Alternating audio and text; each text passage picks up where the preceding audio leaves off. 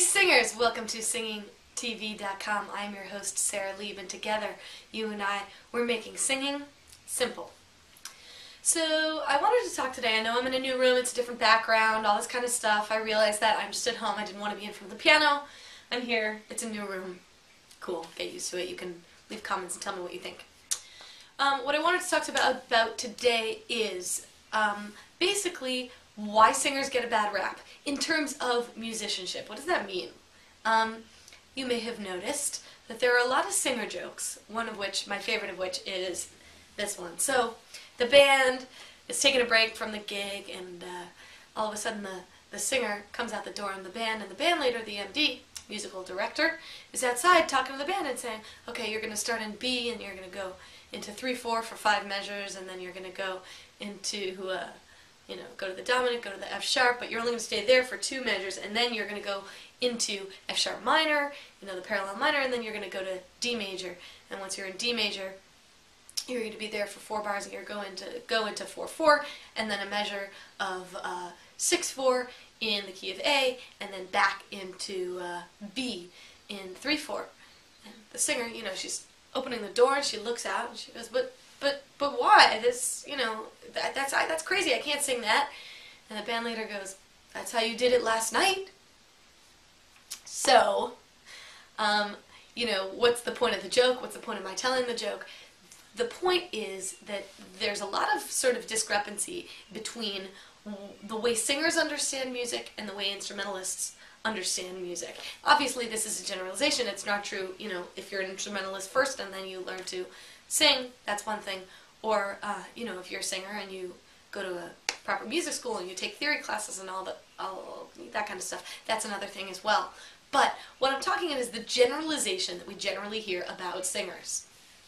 So here's the difference between singers and instrumentalists. The thing is, if you're an instrumentalist, you have generally either a key or a string or a fret telling you what note you're on. So let's examine this for a second. If you've got a keyboard, in a piano, you've got the notes, and that shows you exactly which note to play. If you've got a saxophone, you've also got your keys on your saxophone or your clarinet. If you've got a trumpet or a French horn, something, you have these valves that tell you the combination of which, along with your armature, will put you at a specific note and a specific range, pitch, that kind of thing.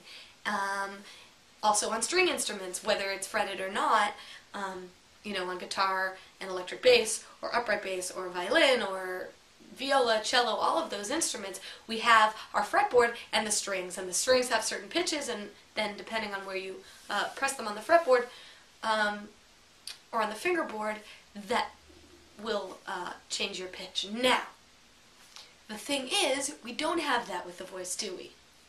No. In fact, we can't even see our instrument, which is, I'm trying to think, I think maybe it's the only instrument that we have that we can't see. Even drums and other percussive instruments have certain pitches that they're tuned to, whether they have skins or not. Whether it's drum set or other kinds of things, bongos, congas, that kind of thing. So, okay, if we don't have that telling us where we are, how is it that we tell where we are when we're singing a pitch? Big question, right? Singing, unless you have perfect pitch, but singing is an intervallic instrument. What does that mean? If you've go back to episodes 14, 15, 16, I think they are, there are intervals, learning intervals. Episodes for that, and they're really good episodes because they help you along learning those intervals, figuring out what they sound like, and really getting your ear used to them. What does that mean, an intervallic instrument? Intervals are the space between one note and the other note.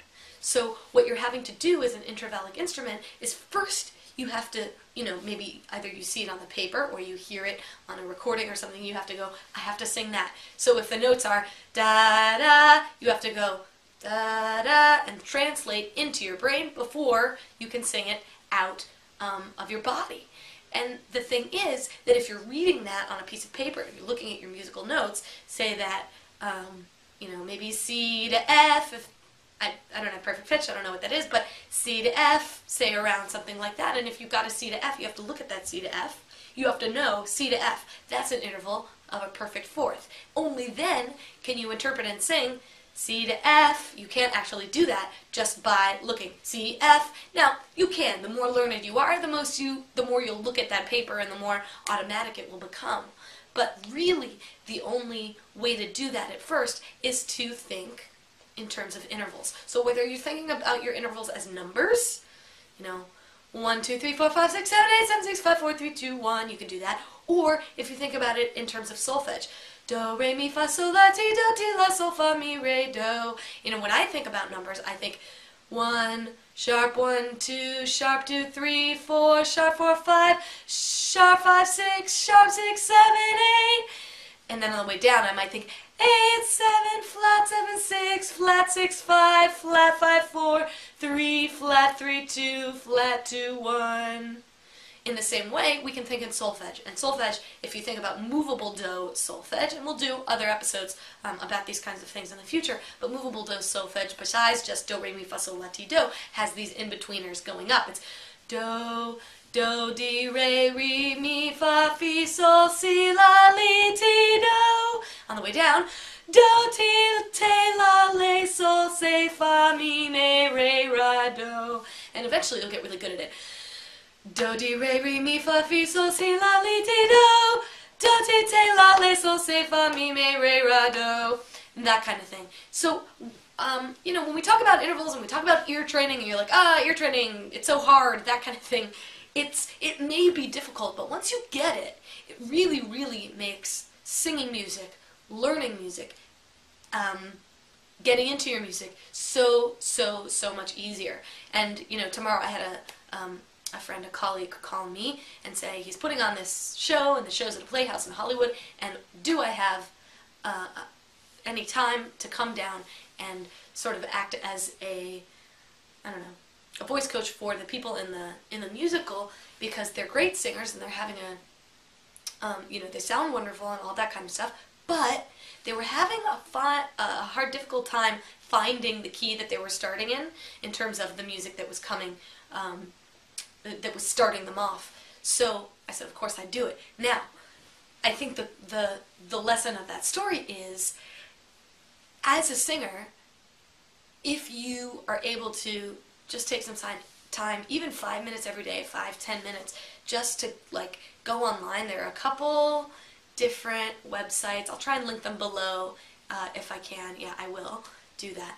That will actually help you hear intervals, and then they'll help you hear chords, triads, then seventh chords, that kind of thing. You can actually practice online doing that kind of stuff. Maybe I'll do a live kind of test one day, but truth be told, what's really, really nice is going to be able to go online and it plays 2 notes for you, do-do-do, and you go, that sounds like a perfect fourth. And then you press perfect fourth and it tells you whether you're right or not. And if you're wrong, it'll tell you what the interval was so that you can practice that interval. So why don't I link those up below? And I just can't really say enough how important it can be to train your ears. When you're listening to stuff on the radio and you're trying to sing just like them, it's becomes so much more easy when you can actually not just say it sounds like this, but recognize, oh, that's the interval that they're singing, oh, that's the pitch that they're singing. So I hope my little joke at the beginning didn't scare you off. I hope you had fun with this episode, and I hope you'll continue your ear training education both outside of Singing TV Forum and with the Singing TV Forum.